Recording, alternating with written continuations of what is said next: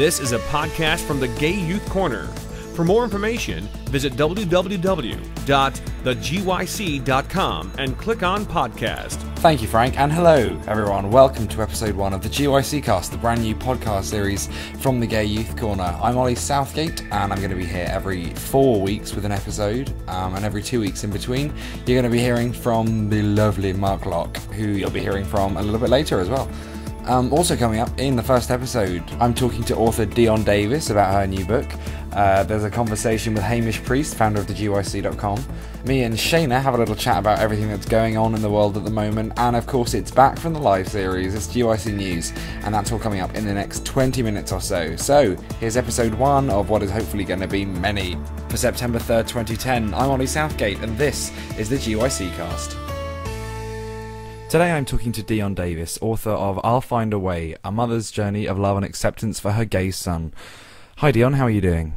I'm great. How are you? I'm very well, thanks. Why don't you start out by telling us how the book came to be? What made you decide to write these thoughts down and publish them? Well, actually, it was a hard time for me whenever he first came out to me, and it didn't turn out to be a book. I was just journaling my thoughts, trying to figure out what to do, and just trying to find my way through. Okay, and have you received a lot of feedback to the book so far? Yes, I had a lot of feedback from parents at book signings and engagements. I had a lot of feedback, both negative and positive, but the majority positive. Okay, your son's name is Rashad. How old was Rashad when he came out to you? Well, he came out at 15. He said that he knew he was gay from whenever he was in elementary school. Okay, and put us in the situation. What was your first thought? The first thing that occurred to you when he told you? Well, he told me through a therapist. I contacted a therapist for him because I know that he was going through a lot, and I've seen that he was cutting on his wrist. And that's when I reached out because he didn't tell me what was going on. And that's when I reached out for a therapist because I know that he wouldn't tell me and it was something I couldn't handle. So he confided in the therapist to tell me that all three of us sit down and tell me. And when we sat down, he told me. And from the beginning, I didn't accept it from the beginning, but I just told myself I would tolerate it because he's my son. So from the beginning, I wasn't irate or upset. I was more scared of the unknown. So I accepted him from the beginning, and I just did I cried a lot. Okay, as a parent who's been in this situation, what advice would you give to a young person who's maybe worrying about how their parents, they're in the closet, they're living at home, and they're worrying about how their parents might react and what's going to happen at home if they come out? I would advise them to, just like it took them a while to come out, and it took them a while to understand their own sexuality, I would advise them to give their parents or give their family members time because, like I said earlier, just like it took them time to come out, it's going to give their family members and their loved ones need time also to accept. To not constantly push it in their face, but let them know, but then get back off and let them sink it in.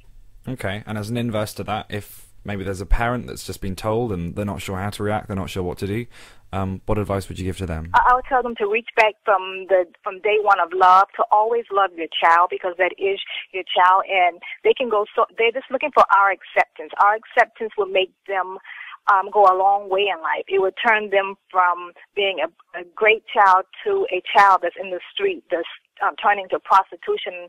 And I advise them to just love their child from the day. Just pretend that it was the day that they didn't know. They love their child yesterday. When they tell them today, give them that same love today because they really need it. Now, there's a lot of resources out there for parents who aren't sure how to react to having a gay child. There's websites, there's other books. What would you say makes your book a particularly good resource for them? In my book, it tells my experiences.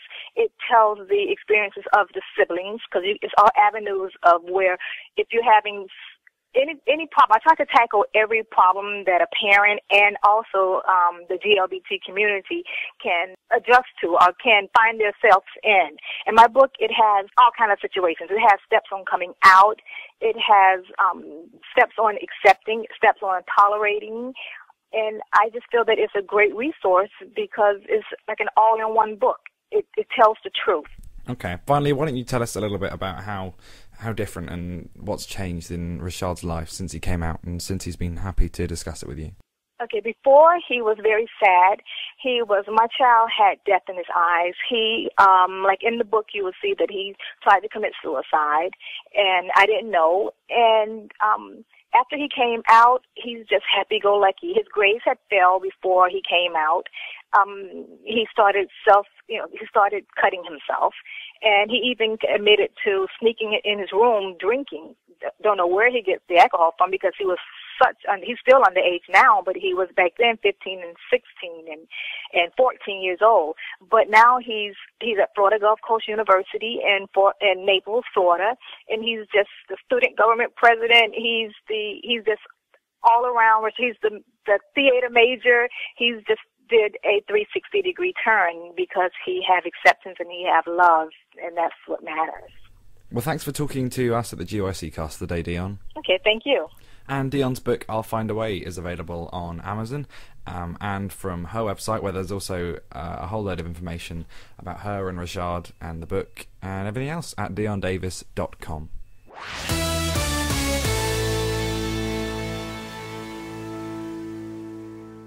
Hey, everyone, we're talking to Shana. Hi, Shana. Hi. Hey, how do you feel to be on the very first podcast from the GYC? Extremely special. I know, isn't it great? We're talking about news. We're talking about this. We're talking about Mary Bale, this woman who just picked up a cat, chucked it in a bin. What's that about? Shana's just watched the video for the first time, and she is outraged. Tell the world about your outrage, Shana. I think it's crazy. I mean, at first it looks like a really nice video. She's petting the cat and seems all happy. Well, not happy, but normal. And then she just opens the bin and chucks the cat in. That's just crazy. I mean, I don't know who would do that. I don't know.